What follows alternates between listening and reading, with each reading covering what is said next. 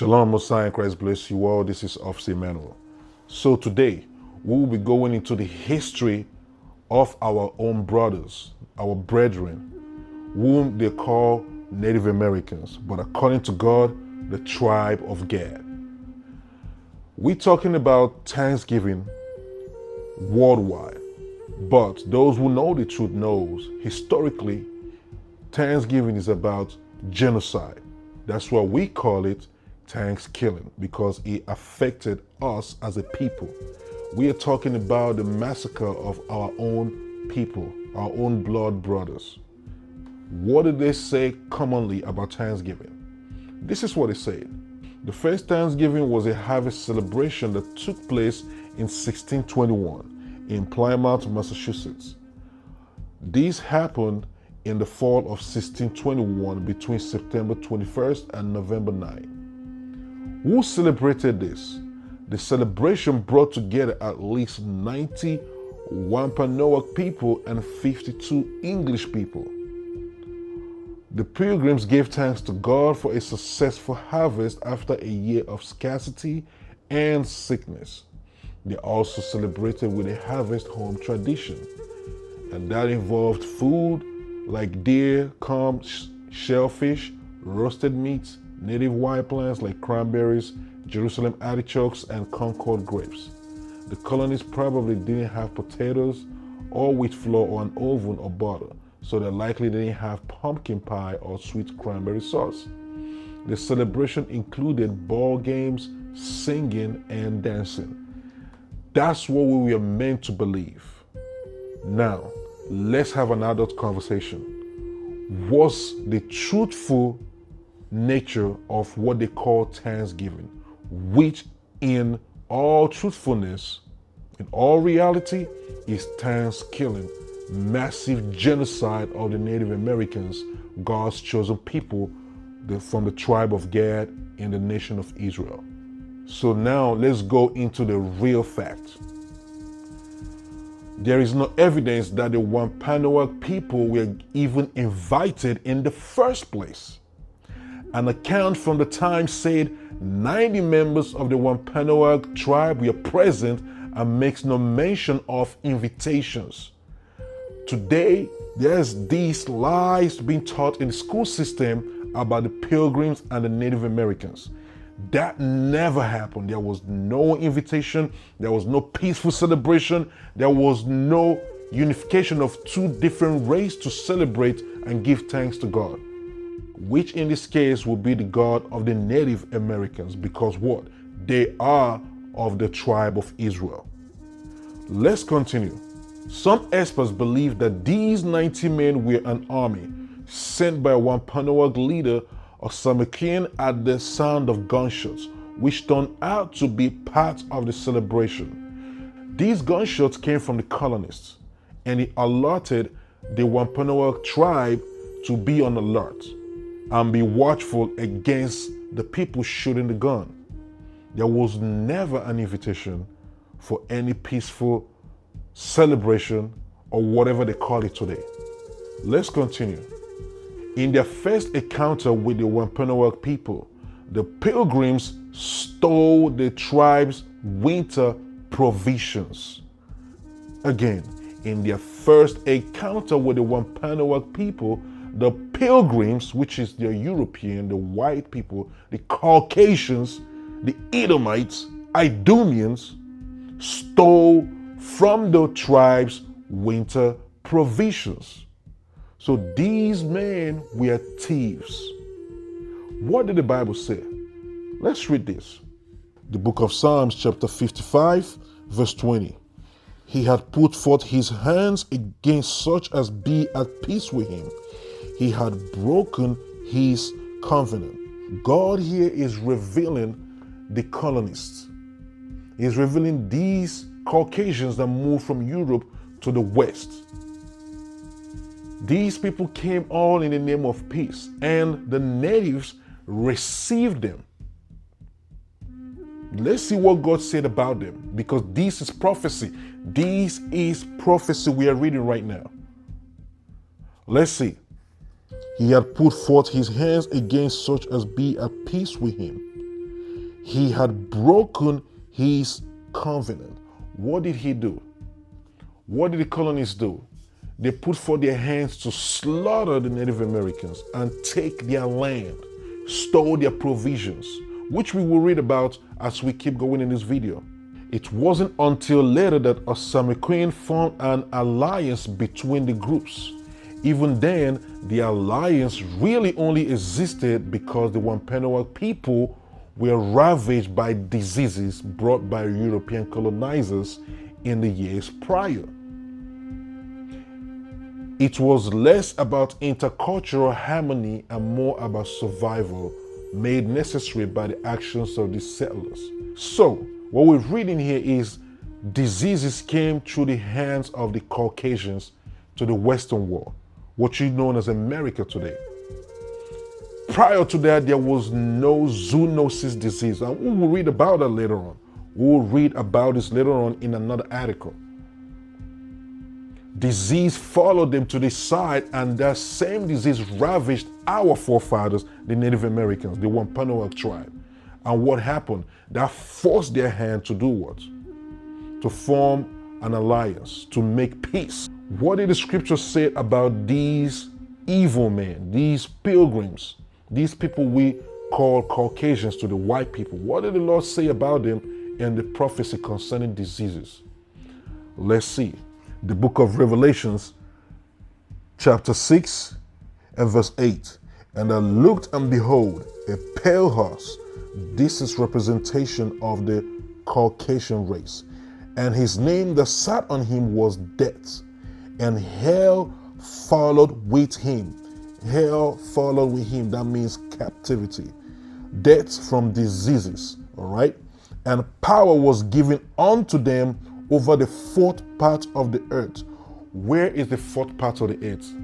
The fourth part of the earth is the Western world. The fourth part of the earth is what we call the Americas today, the North Central South America. The Lord said death and hell comes with these nations, this race of people. Let's continue.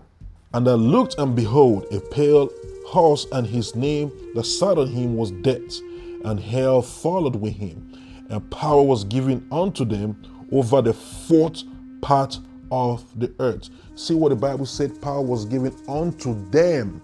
That means more than one person. In the beginning it said, and his name that sat on him was Death. It sounded like it was one person, but this is talking about a race of nation. Just like he said, the man of sin is talking about a nation of people, same people. Power was given unto them over the fourth part of the earth, which is the Western world, the Western hemisphere, to kill with sword and with hunger and with death and with the beasts of the earth. What is it talking about, the beasts of the earth? That's zoonosis, zoonotic diseases. Zoonotic disease. We'll read more about that as we progress with these articles. Let's continue. The first harvest was followed by deadly conflicts between colonizers and native people, including but definitely not limited to the Wampanoags. Meaning what?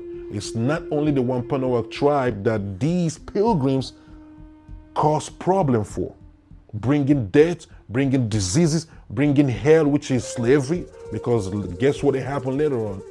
They enslaved the Native Americans. That's exactly what they did. And we'll read more about it in the Bible. Let's continue. The Europeans repaid their native allies by seizing native land and imprisoning, enslaving, and executing native people.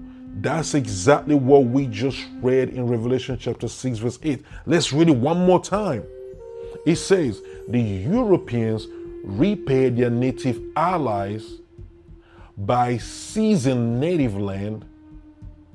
What does it mean by seizing native land? Let's see what the Bible says about that. Seizing native land, number one. Micah chapter 2. Woe to them that devise iniquity and work evil upon their beds. When the morning is light, they practice it, because it is in the power of their hand. and they covet fields and take them by violence. Again, and they covet fields and take them by violence, and houses and take them away. So they oppress a man and his house, even a man and his heritage. They covet this land, they coveted this continent, and they took it from the people that it belonged to, took their houses, took everything that they had. It was never enough. That's what we just read. The prophecy we just read in the Bible is what was fulfilled in the article that we just read. Let's continue. The Europeans repaid their native allies by seizing native land and imprisoning, enslaving, and executing native people. Where did we read that about? Let's go back to Revelation chapter 6 verse 8 again. The book of Revelation chapter 6 and verse 8. And I looked, and behold, a pale horse, and his name that sat on him was Death, and hell followed with him. Meaning these men, this race of people, everything about them is death, killing, murdering, homicide, genocide. And what follows after that is what? Hell. That's captivity, enslavement of the Native Americans. Let's continue. And power was given unto them over the fourth part of the earth. The power was given unto Esau, Idumea, the Caucasian, over the fourth part of the earth, North, Central, South America, to kill with sword and with hunger and with death. They killed our forefathers with sword, slaughtering the mothers and killing the babies in their womb. That's how they did it. They used guns also. Killed all our forefathers, majority of them. Not everybody was wiped away. That was a lie they also made us to believe, but not all of them were wiped away. No, the Lord reserved his own people, his own seed. So they killed them with sword and with hunger. They slaughtered all their what? They slaughtered all their beasts, all their cattle that they were using for meat. Remember in the beginning of the article, it said this. In their first encounter with the Wampanoag people, the pilgrims stole from the tribe's winter provisions. These pilgrims were thieves. They were animals, wicked men, evildoers. How will they ever be able to give you something right when they are this wicked? And we take Catholic Church from them, Protestant churches, Methodists, all these wicked religion we got from them, worshiping white Jesus. How can a people who are evil give you something good? But that's exactly what they did to our forefathers. They took away their food, which means they caused famine in the land, and our forefathers couldn't feed themselves for their families, and many of them died of hunger. In the prophecy also it said, with death and with the beasts of the earth. That's the blankets. They came with the blankets filled with smallpox. And they came in with other diseases that you can only get from animal. We'll see about that.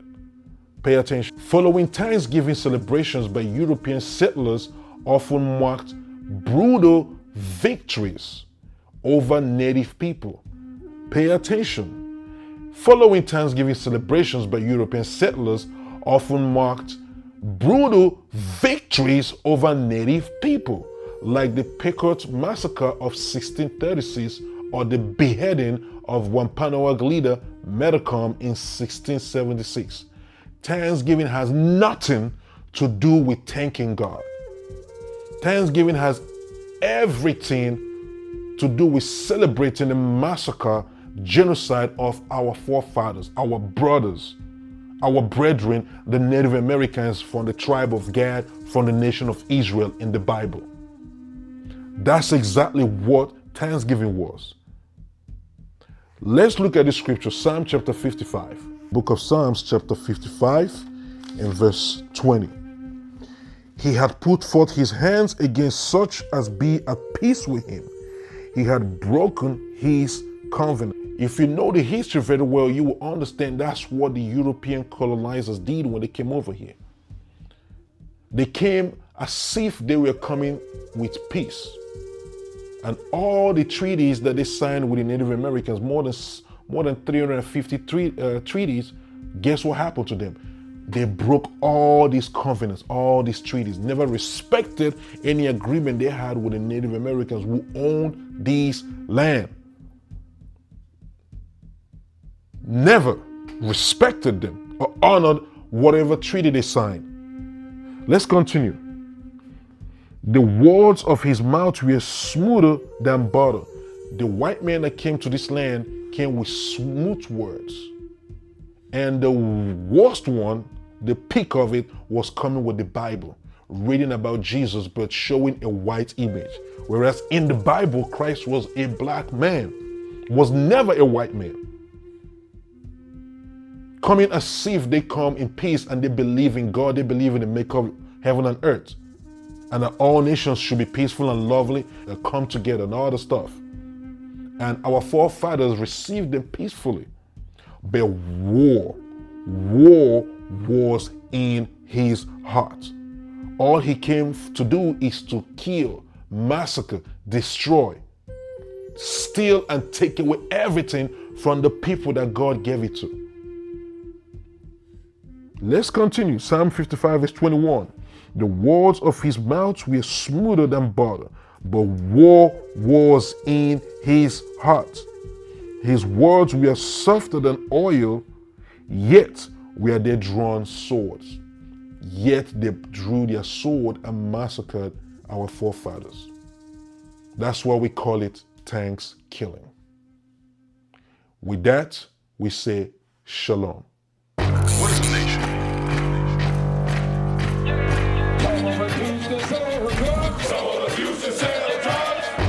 Nation is men leading by example.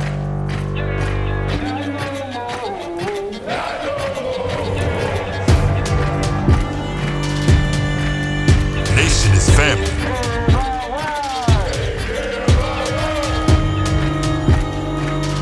Nation is community. Nation is children with role models.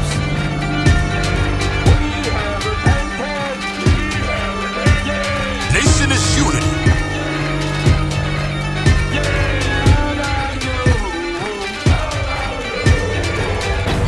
Nation is you.